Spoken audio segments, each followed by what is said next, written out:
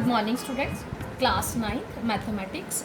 आज हम उसका करेंगे चैप्टर नंबर 1 जिसका नाम है नंबर सिस्टम। आज हम उसका क्या करेंगे, पार्ट नंबर 1 करेंगे। आज इसमें टॉपिक क्या मैंने लिया है, आज इसकी इंट्रोडक्शन है, नंबर सिस्टम की इंट्रोडक्शन, और जिससे इंट्रोडक्शन के हिसाब से ही आप उसकी 1.1 जो एक्सरसाइज हो वो ईजिली सॉल्व कर पाओगे। सबसे पहले मैंने आपने नंबर सिस्टम पीछे 8th क्लास में भी पढ़ा है, फर्स्ट चैप्टर उसका भी आपके पास नंबर सिस्टम ही था। अब नंबर सिस्टम में क्या आ गया मेरे पास, रियल नंबर। जैसे मैंने एक ले लिया कि रियल नंबर कौन से होते हैं। अब आपने वैसे सिर्फ 2 नंबर्स के बारे में ज़्यादातर पढ़ा होगा कि एक वो नंबर जिनके साथ डेसिमल लगा होता है और एक वो नंबर जिनके साथ डेसिमल नहीं लगा होता। जैसे रियल नंबर को मैंने 2 पार्ट्स में डिवाइड कर लिया, एक डेसिमल नंबर और दूसरा नॉन डेसिमल नंबर। आज मैं सिर्फ नॉन डेसिमल नंबर की बात करूँगी। नॉन डेसिमल नंबर में मेरे पास क्या क्या आता है, नेचुरल नंबर, होल नंबर और इंटीजर्स, जैसे मेन किए आगे।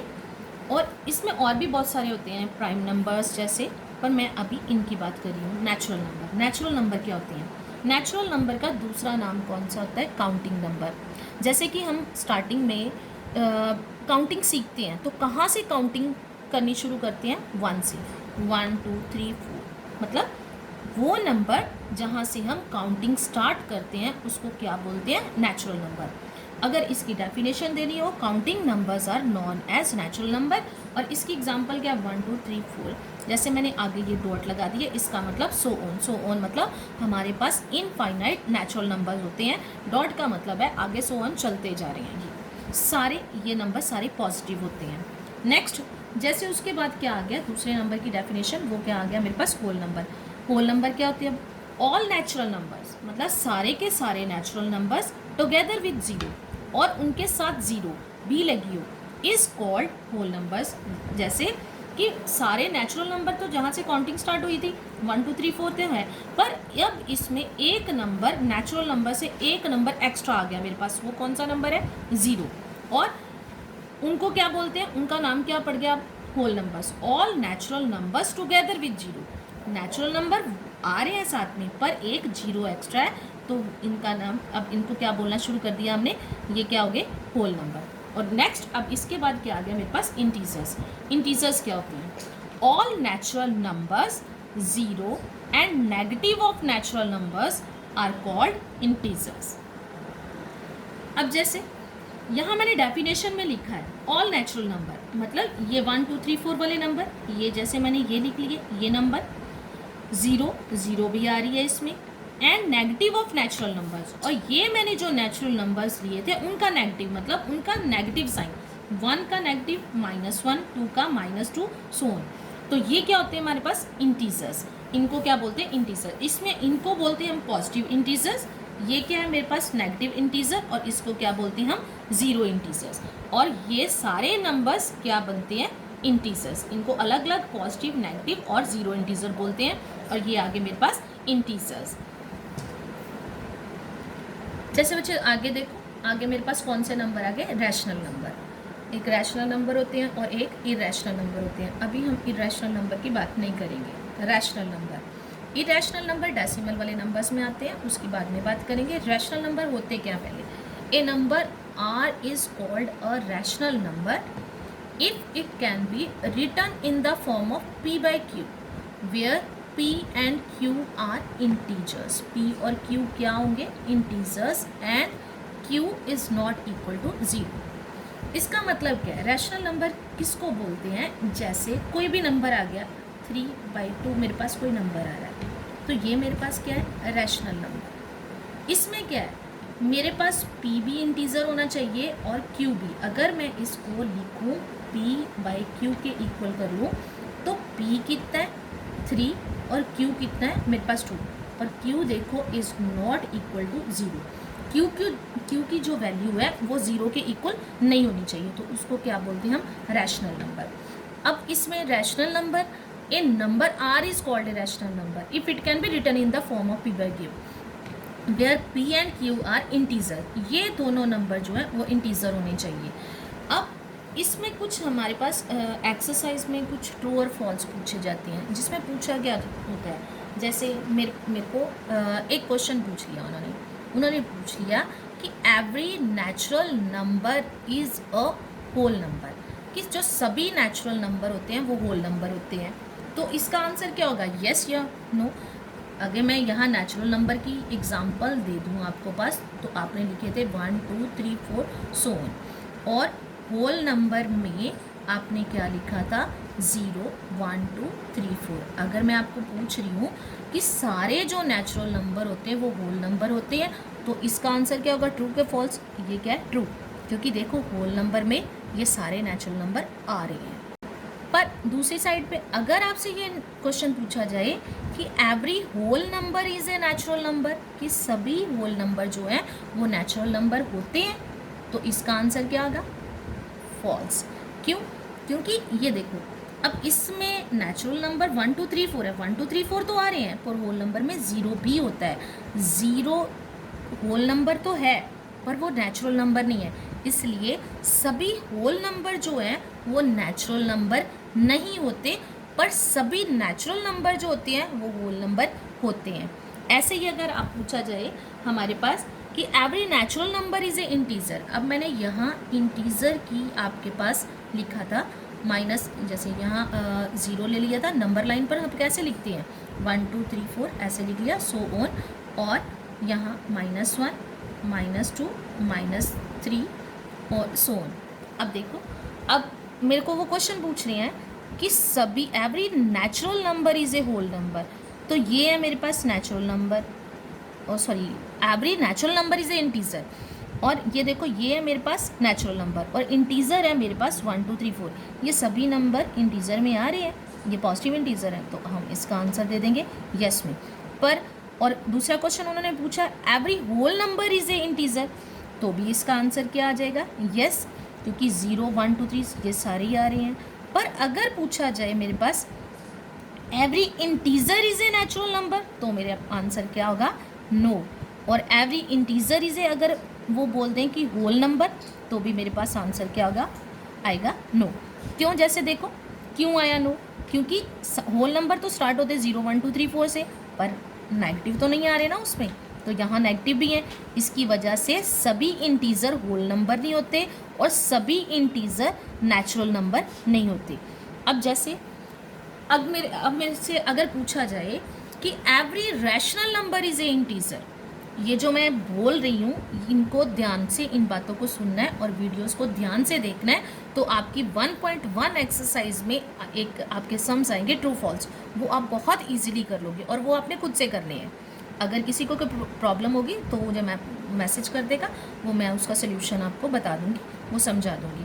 पर ये वाली बातों को ध्यान से देखो, ध्यान से सुनो, ताकि आपको नंबर सिस्टम के बारे में क्लियर पता चल जाए। अब जैसे देखो मैंने पूछा है कि एवरी रैशनल नंबर, अगर ये पूछा जाए कि every integer is A rational number, यहाँ मैं लिखी लेती हूँ एवरी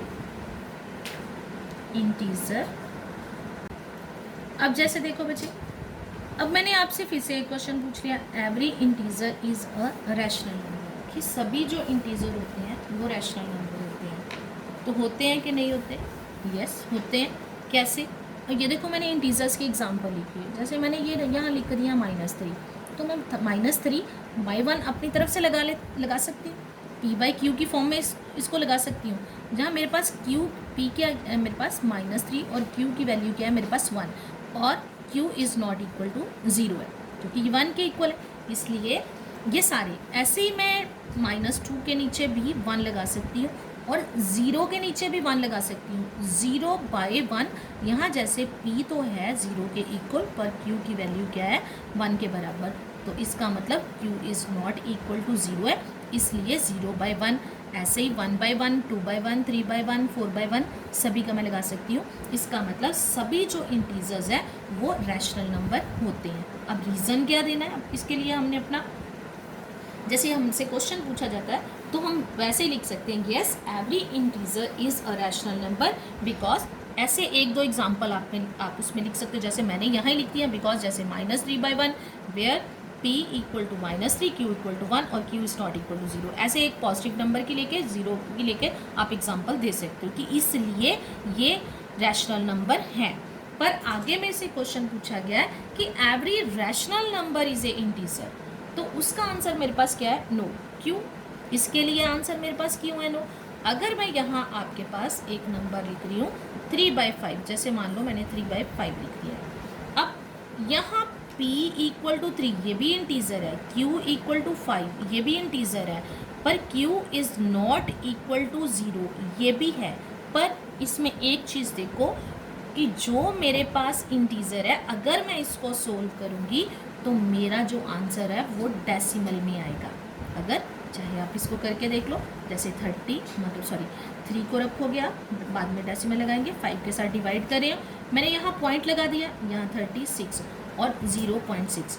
पर क्या है, इंटीजर जो होते हैं वो डेसिमल नंबर नहीं होते, इसलिए हम ये तो बोल सकते हैं कि सभी जो इंटीजर्स हैं वो रैशनल नंबर है, पर सभी रैशनल नंबर इंटीजर्स हैं उसके लिए ये नहीं। ऐसे ही इसका आंसर देने के लिए अगर आपके पास ऐसा कुछ क्वेश्चन कोई पूछा जाता है तो उसके साथ में लिखा होता है गिव रीज़न, कि रीज़न भी दो क्यों। तो आप इसमें एक एग्जांपल शो कर सकते हो कि जैसे मैंने यहाँ 3/5 लिख दिया, आप लिखोगे क्या? Know every rational number is not a integer because 0.6 is a decimal number but integer is not a decimal number, therefore every rational number is not a integer। इसका आंसर आपने ऐसे देना है। अब मैं आपकी एक्सरसाइज 1.1 के कुछ सम के साथ की एग्जांपल्स और कुछ सम बीच में से आपको क्लैरिफाई कर दूंगी कि इनको कैसे सॉल्व करना है। अब जैसे देखो बच्चे, आपकी एक्सरसाइज नंबर 1.1 उसका सम नंबर फर्स्ट क्या है? Is 0 a rational number? Can you write it in the form of p/q where p and q are integers and q is not equal to 0? आगे वो पूछ रहा है क्या 0 एक रैशनल नंबर है? अभी मैंने रैशनल नंबर की आपको डेफिनेशन बताई। रैशनल नंबर क्या होते हैं? कोई भी नंबर जिसको p/q की फॉर्म में लिखा जा सके, q मतलब उसका जो डिनोमिनेटर है वो 0 के इक्वल नहीं होना चाहिए। वो नंबर कौन से होते हैं? Rational number. p और q दोनों क्या होने चाहिए हमारे पास? इंटीजर्स, ठीक है। और उसको क्या बोलते हैं हम? Rational number. तो वो पूछ रहा है कि जब मैंने पीछे अभी आपको एग्जांपल इसकी डेफिनेशन बता रही थी तो उसमें मैंने बताया था कि जो सारे रैशनल नंबर होते हैं उसका डिनोमिनेटर और न्यूमरेटर जो दोनों होते हैं वो इंटीजर होते हैं, पर सभी जो इंटीजर होते हैं वो रैशनल नंबर नहीं होते। इसमें मैंने 0 वाली एग्जांपल भी ली थी, अभी वही सम आ गया मेरे पास। मैंने तभी बोला था कि अगर उनको ध्यान से देखोगे तो सारी आप एक्सरसाइज बहुत ईजीली सॉल्व कर लोगे। तो इसके आंसर के लिए yes 0 is a rational number. हाँ 0 एक रैशनल नंबर है। क्यों? उन्होंने बोला can you write it in the form of p/q? Yes 0 is a rational number, we can write 0 in the form of, हम इसको लिख सकते हैं p/q। दैट इज़ कैसे लिखेंगे उसको? 0 नीचे हम 1 खुद से लगा सकते हैं, बाय 1 क्या आ गया। और उसके लिए क्या होना चाहिए था न्यूमरेटर और डिनोमिनेटर दोनों क्या होने चाहिए मेरे पास? इंटीजर। हियर अगर मैं इसको p और q से कंपैरिजन करूँ तो p की वैल्यू क्या आ रही है मेरे पास? 0 और q की वैल्यू क्या आ रही है? 1। p 0 क्या है? एक इंटीजर है, ठीक है। q क्या है? q की वैल्यू क्या है? 1, वो भी एक इंटीजर है। और यहाँ देखो q की वैल्यू जो है 0 के इक्वल नहीं है। p 0 हो सकता है पर डिनोमिनेटर 0 नहीं होना चाहिए, तो सारी कंडीशन फॉलो होगी मेरे पास, इसलिए हम इसको लिख सकते हैं therefore it is a rational number. ये तो सम ऐसे ही था, आपने ऐसे का ऐसे सम आपने अपनी फेयर कॉपीज़ के ऊपर कर लेना है, साथ में आपकी एक्सरसाइज भी कंप्लीट होती जाएगी। इसका एक अगला सम जो है सेकंड, वो मैं सम नहीं करवाऊंगी, उस सम के साथ की एग्जाम्पल करवा रही हूँ, और नेक्स्ट उसके साथ के सम जो है वो आपने अपने आप करने हैं, और पूरी एक्सरसाइज आपने अपनी कॉपी पे सॉल्व करके अपनी फेयर कॉपीज़ मेंटेन करनी है। जैसे बच्चे मैंने 2 एग्जांपल्स लिए हैं। ये आपकी एक्सरसाइज में सम नंबर सेकंड और सम नंबर थर्ड जो है वो ऐसे किए होंगे आपने। ये एग्जांपल्स को देखो और सम्स को अपने आप सॉल्व करना है। जैसे मैंने फर्स्ट एग्जांपल लिया है, find 6 rational number between 1 and 2। 1 and 2 तो साथ वाले नंबर है, और इनके बीच के मैंने कितने रैशनल नंबर फाइंड आउट करने? 6। उसके लिए हम सम को कैसे सॉल्व करेंगे? पहले मैंने फर्स्ट वाला सम ले लिया, तो क्या लिखेंगे? There are infinite rational number between 1 and 2।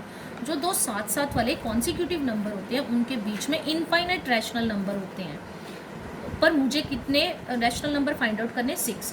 मैंने यहाँ लिख लिया since we have to find the 6 rational number. इसके लिए 3-4 मेथड है, पर वो मेथड कुछ लेंथी होते हैं। हम इसके लिए बहुत ईजी सा मेथड यूज़ करेंगे। अच्छा, इसका ज़रूरी नहीं होता कि वो आपका जो आंसर है वो आपके पीछे जो एक्सरसाइज के पीछे जो आंसर्स दिए होते हैं उनके साथ मैच करें, क्योंकि उनके बीच में इनफाइनाइट रैशनल नंबर आएंगे। आपने उनमें से कोई भी 6 लिखने हैं, तो वो कोई से भी हो सकती है, इसलिए ज़रूरी नहीं होता कि आंसर मैच करे। बस आप रूल फॉलो करो और ये आंसर आपके बिल्कुल सही माने जाते हैं। जैसे उसके लिए क्या करना है, सबसे पहले उस नंबर पे फोकस करो कि कितने नंबर ढूंढने हैं, 6। जितने नंबर आपको ढूंढने हैं उसमें 1 प्लस कर लो, कितने हो गए 7। और देयरफॉर का साइन मैंने डाल लिया, किन किन के बीच में ढूंढने हैं, 1 और 2 के। मैंने 1 लिखा, इसका ओवर 1 आप खुद से लगा लो। और कितने नंबर ढूंढने थे, 6, पर उसमें 1 प्लस करने के बाद क्या आ गया, 7। ऊपर और नीचे 7 के साथ मल्टीप्लाई करो तो क्या बन जाएगा, 7/7। और अब नेक्स्ट दूसरा नंबर जो है वो है आपके पास 2, इसका भी बाय 1 लगा लेंगे, इंटू 7/7, तो क्या आ गया आपके पास 14/7। अब 7 और अब देखो दोनों का जो डिनोमिनेटर है मेरे पास वो इक्वल है। अब आप देखो 7 और 14, 7/7 और नंबर्स बिटवीन 7/7 एंड 14/7 कौन कौन से आ रहे हैं मेरे पास, 8/7, 9/7, 10/7, 11/7, 12/7, 13/7। आपको कितने नंबर ढूंढने, बीच के नंबर लिखते हैं, ये 2 नंबर के बीच में जो नंबर आ रहे हैं कि 7 के बाद 8, 7 से लेके आपने 14 तक चलना है और उनके बीच के नंबर।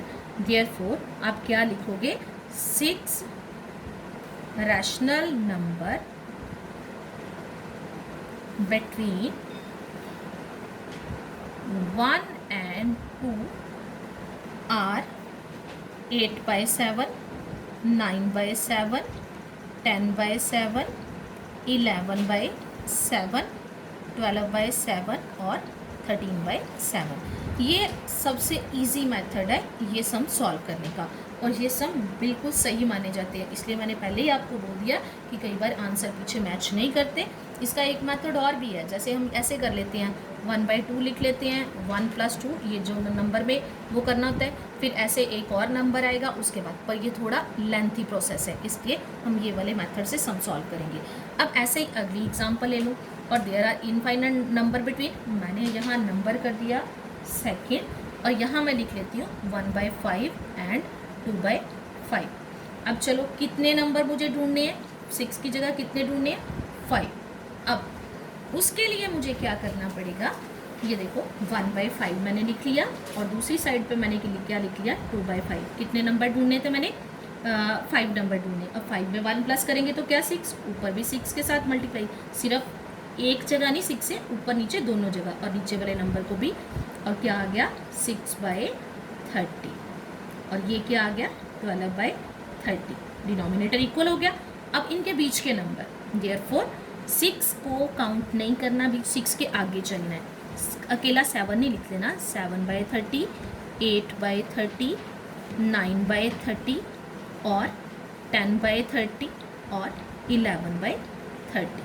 ठीक है, ये 5 नंबर्स आगे इन बिटवीन। ऐसे ही आपने सम करने हैं।